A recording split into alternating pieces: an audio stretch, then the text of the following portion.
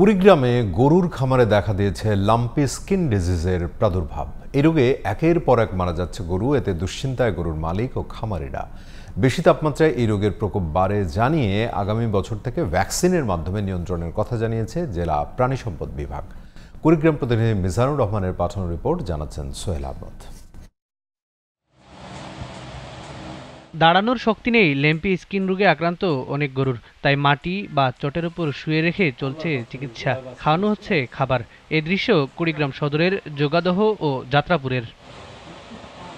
কুড়িগ্রাম সদর, রাজারহাট, উলিপুর সহ জেলার ৯ উপজেলায় হঠাৎ করেই ল্যাম্পি স্কিন ডিজিজে আক্রান্ত হয়ে পড়ছে গরু। প্রথমে জ্বর, পরে গরুর শরীরে উঠছে ঘা।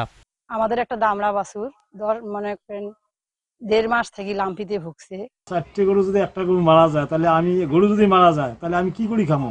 রোগে ভুগতেছি, নিজের টাকায় অনেক খরচ করতেছি, কিন্তু ভালো হচ্ছে না। অনেক এলাকায় সরকারি চিকিৎসকের দেখা না পাওয়ায় গ্রাম্য চিকিৎসক ও কবিরাজি চিকিৎসার উপর নির্ভরশীল হয়ে গরু বাঁচানোর চেষ্টা করছেন খামারিরা। গরু বাঁচবে কি বাঁচবে নয়, আমরা খুব একটা টেনশনে আছি। টেহা বসে নাই তো চিকিৎসা কর্ম। যাদের সমস্যা জটিল হয়েছে সবগুলো লাম্পি কিন্তু একরকম হয় না, কতগুলো সরকারি কর্মকর্তার সাথে যোগাযোগ করতে হবে। তো প্রতিষেধকের মাধ্যমে ল্যাম্পি স্কিন ডিজিজ নিয়ন্ত্রণে পরিকল্পনার কথা জানান প্রাণী সম্পদ বিভাগের এই কর্মকর্তা। এটি যেহেতু ভাইরাস জনিত রোগ এবং এই রোগের আগামী অগাস্ট সেপ্টেম্বর মাসে আমাদের এই রোগের প্রতিরোধক ভ্যাকসিন দেওয়া হবে সারা দেশ জুড়ে।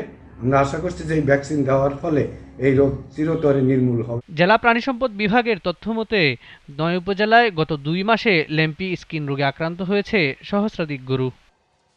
Sohel Ahmed, GTV news.